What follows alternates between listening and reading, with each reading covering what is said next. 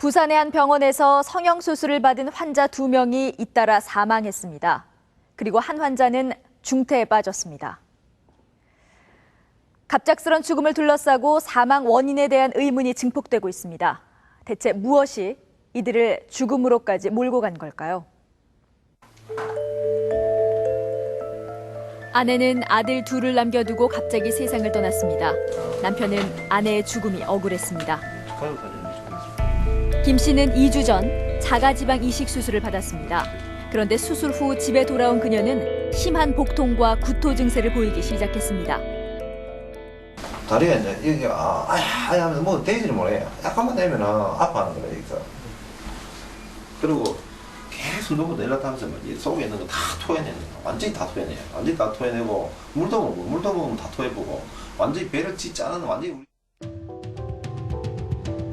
자가지방 이식 수술은 자신의 몸에서 지방을 뽑아내 얼굴에 주입하는 비교적 간단한 시술입니다.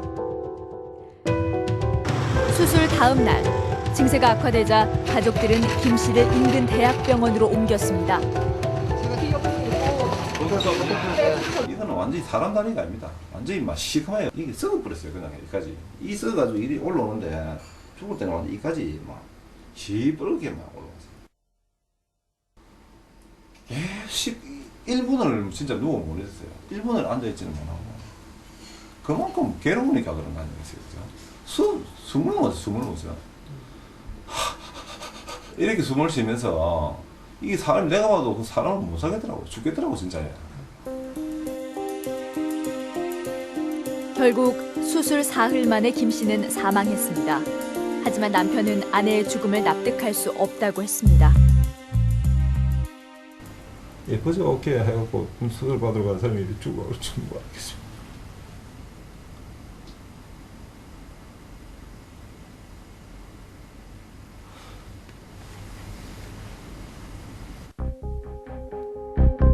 부산 서면의 의료타운에 위치한 한 성형외과. 김 씨는 이곳에서 성형수술을 받았던 겁니다. 결혼을 앞둔 박 씨도 이곳에서 가슴 확대 수술을 받았습니다. 그런데 수술 후 혈압이 급격히 떨어지는 등 김 씨와 비슷한 증상을 호소했습니다. 환자가 목숨이 위독하다는 얘기 들었어요. 무언가가 원인이 돼서 지금 환자 몸 상태가 굉장히 안 좋은데 그 원인을 찾아내는 것보다 지금 환자의 몸 상태를 유지시키는 게 더 중요하다. 그러니까 이미 지금 피가 잘 안 돌고 장기 손상이 급격하게 일어나고 있으니까 지금. 박 씨 역시 수술 사흘 만에 세상을 떠났습니다. 이 병원에선 대체 무슨 일들이 있었던 걸까요?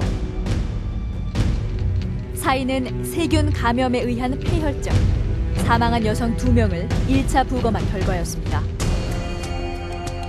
폐혈증이란 혈관을 타고 들어온 세균이 번식하면서 만든 독성 물질이 온 몸에 감염 증상을 일으키는 겁니다. 콩팥, 뇌, 폐 등 주요 장기에 영향을 주어 사망에 이를 수 있는 무서운 합병증입니다.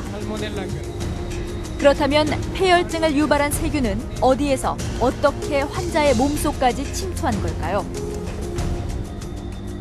수술 과정 중에 균이 들어갈 수 있는 찬스가 생긴 거 아닌가. 그렇기 때문에 이제 수술 과정 중에 관련된 여러 가지를 조사를 해봐야 되고 피부를 통해서 들어갔는지 혈관을 통해서 들어갔는지 아니면 뭐 수술할 때에 그 수술 과정 중에 들어갔는데 과정 중에도 아까 얘기한 대로 소독약서부터 수술 방법서부터 소독기구의 오염서부터 막 아주 다양하게 생각할 수가 있다 이거죠.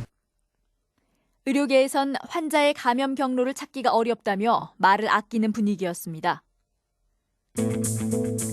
문제가 된 병원에서는 첫 사망 환자가 발생한 이후에도 예약 환자 시술을 강행했습니다. 사망자 2명 외에도 수술 후 증세가 악화된 경우가 또 있는 것으로 드러났습니다.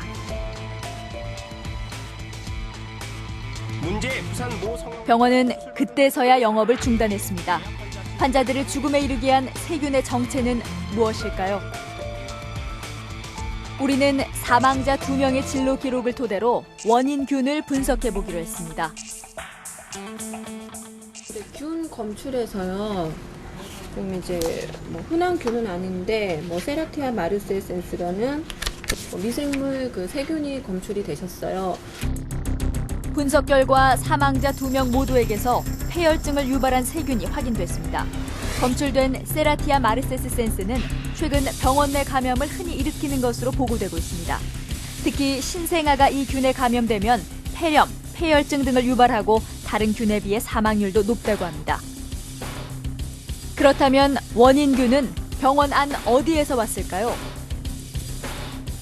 수술실이 차단이 돼 있는 게 아니라 환자나 보호자나 저도 그쪽으로 왔다 갔다 회복실에 있을 때 그쪽으로 왔다 갔다 했었고 간호사들도 거기서 잡담을 나누고 있었을 정도니까 그렇게 철저하게 위생이 제대로 관리는 안 돼 있었던 것 같아요. 제가 보기에는. 수술실의 청결 여부는 병원 내 감염을 일으키는 주요 요인이 됩니다. 수술실 내부에서의 전용 수술복과 신발 등 착용, 주사바늘, 관, 메스는 일회용품을 사용하고 관련 기구 및 장비는 멸균 소독을 거치는 것이 원칙입니다. 해당 병원의 위생 관리는 철저히 이루어졌을까요?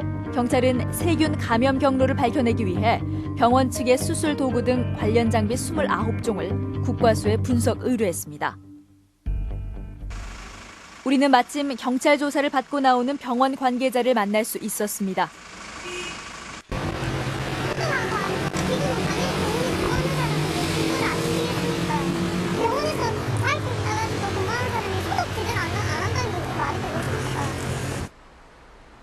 해당 병원 측은 수술 도구나 장비의 위생 상태는 의심할 바가 없다고 했습니다.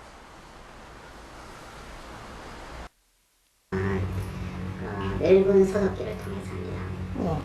전부 다 수술 도구는 여기 들어갔다 나오는 데들이거든요. 그래서 다른 사람 다 걸려야 되는데 이 사람들은 걸려요. 이 수술이 다 다른 수술인데 공통점이 하나 있습니다. 주사 여기 들어가거든요. 병원 측은 다른 의혹을 제기했습니다. 오염된 주사제가 환자의 몸속으로 들어갈 확률이 더 높다는 겁니다. 현재 각종 수액 및 마취제를 경찰에 증거물로 제출한 상태.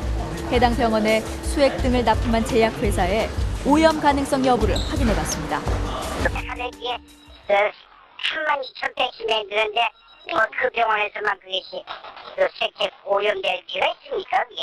현재로서는 약이 다 됐다고 생각하는, 제 쪽에서는 생각하는 건 없고요. 네. 저희들도 그 목연 실험이 가장 중요한 실험이고 그 테스트를 통과해야지만 약값이 나서 판매가 되는 거거든요.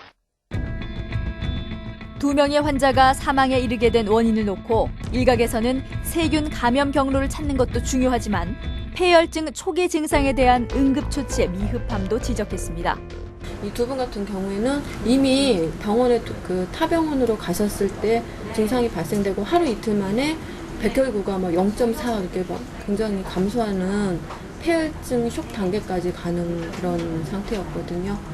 그리고 급성 신부전, 간 기능 손상, 심장 기능 손상, 다 문제가 전반적으로 진행이 다 빠르셨어요. 유족들은 수술 직후 곧바로 폐혈증의 전형적인 증상이 나타났음에도 불구하고 시술한 병원에서 하루 이상 방치했다고 주장합니다.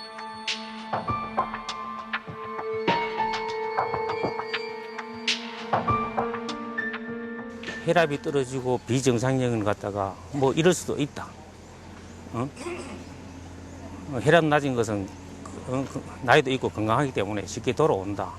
이래가지고 거기서 병원에서 응급조치 안 하고 이틀로 방치를 했다는 그 사실은 용납이 안 되고.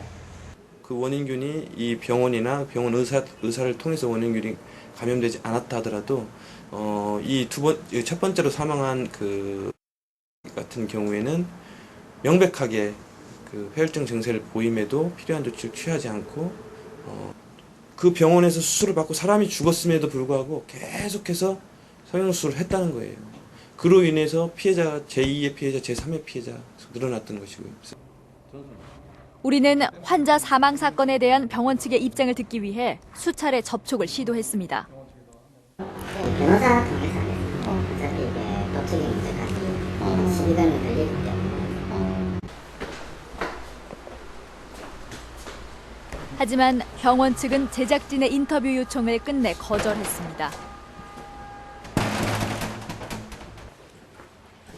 직접 시술했던 의사를 찾아갔습니다.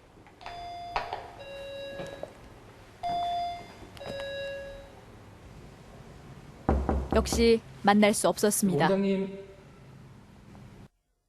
병원 측은 검사 결과가 확인되지 않아 입장을 밝히는 것이 시기상조라는 뜻을 전해왔습니다.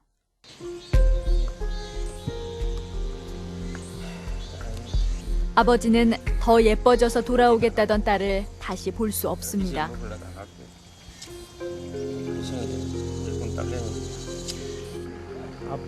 아빠 물 좀 먹고 싶다. 그래서 병원에서는 지금 그 투석을 하기 때문에 물을 절대 못 먹인다. 그래 물 한 모금 못 먹이고 보낸 기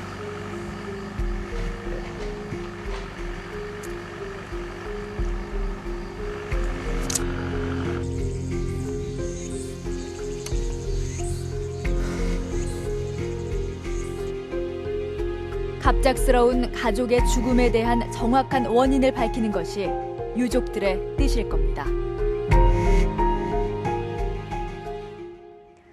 경찰은 해당 병원에서 압수한 수술 도구 등을 정밀 감식한 결과 환자를 사망에 이르게까지 할 정도의 세균은 검출되지 않았다고 밝혔습니다.